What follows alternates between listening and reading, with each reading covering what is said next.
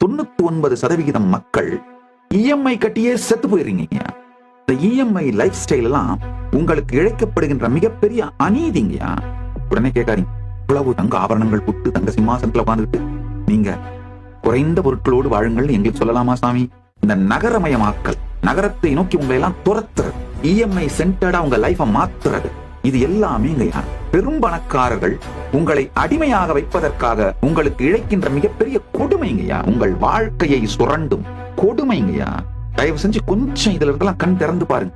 மிக குறைவான பொருட்களை உபயோகித்து வாழ்தல், உங்கள் உடலும் மனமும் நீங்கள் நினைத்து பார்க்க முடியாத அளவில் உயர்நிலைக்கு வரும். உடனே கேட்காதீங்க, இவ்வளவு தங்க ஆபரணங்கள் புட்டு தங்க சிம்மாசனத்துல உட்கார்ந்துட்டு நீங்க குறைந்த பொருட்களோடு வாழுங்கள் எங்களுக்கு சொல்லலாமா சாமி?